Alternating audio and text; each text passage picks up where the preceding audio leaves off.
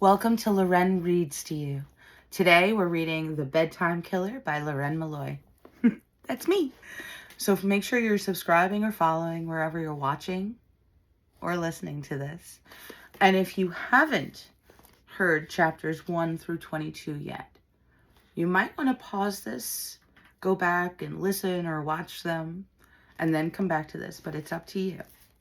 If you're ready, get cozy, get comfortable, and let's get into it. Chapter 23. That look on her face is going to haunt my dreams forever, Detective Reynolds whispered with a shudder. Lament looked at the medical examiner, who was bent over the body of the victim, now on a tarp in the bedroom floor. He kept making a tutting sound like that of a disapproving uncle.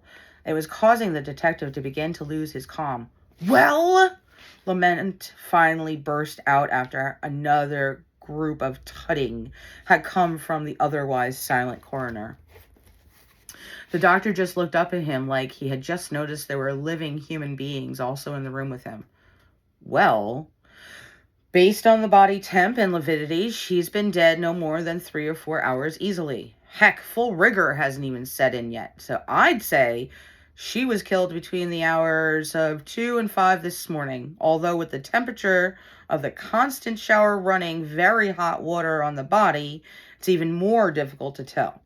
There are spots of skin that are starting to slough off. I'll have to take the body back and run some tests.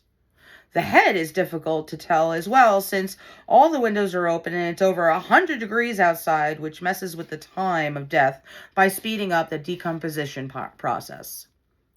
The blood has hardly congealed on the pillow below it.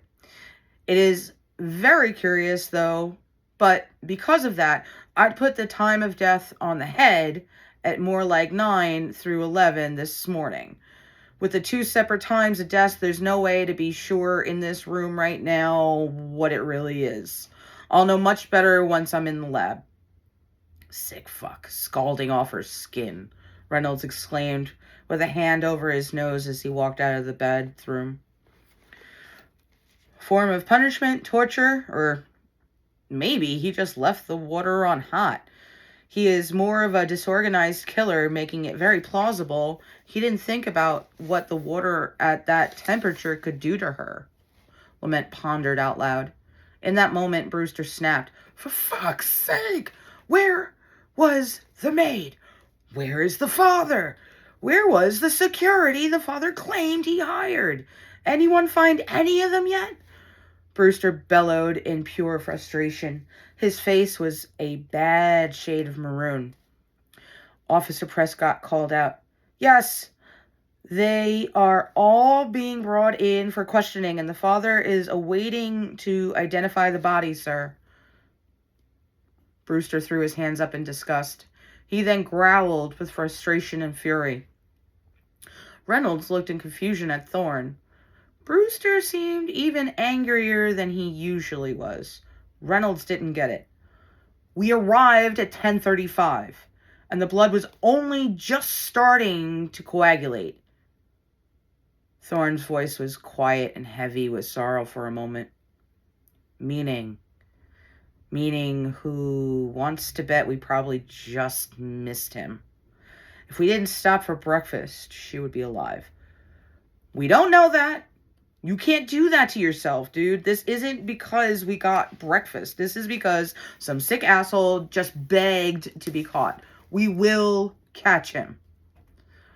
Lament clasped his shoulders in comfort. Brewster just exhaled with disgust. Right, he exclaimed sarcastically and then walked outside. Lament looked at the CSU crew. Guys, this is up to you. Find us something we can use. We need something to tie this guy to these cases. Check every fiber. Check every pebble. I know you already do, but these cases aren't going to break without some new piece of evidence for us to track down. Do the best you can. Check every room. Help us catch this sick piece of shit. None of us want to walk into any more scenes like this ever again.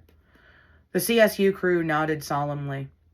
Thorne, Reynolds, and Lament stepped away from the crime scene. There was nothing more they can do until the medical examiner of the CSU team gave them something to go on. Standing outside the front door, they just looked at each other. The thought was singular. If some new type of evidence wasn't found to track this guy down, they may never catch him. There was no way of knowing how many women will die if they can't stop him.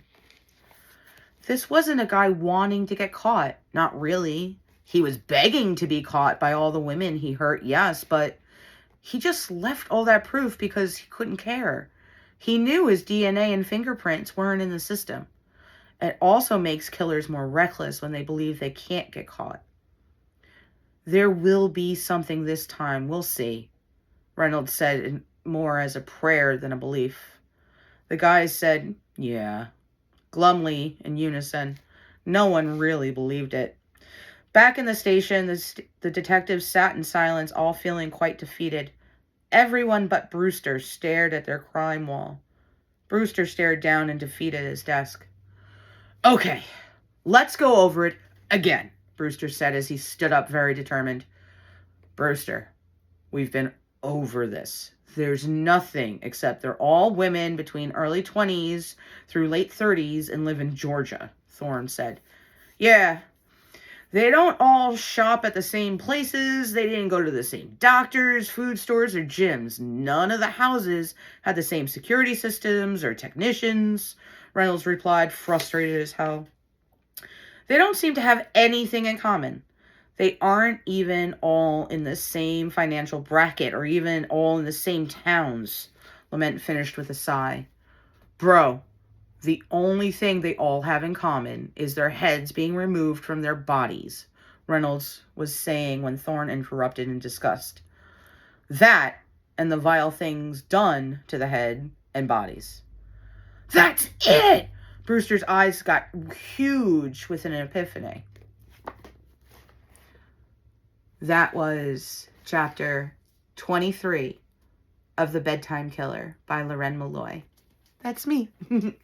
So make sure you're following and subscribing wherever you're watching or listening to this.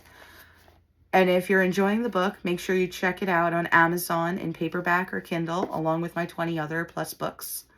And when you're ready, join me for chapter 24. I'll see you there.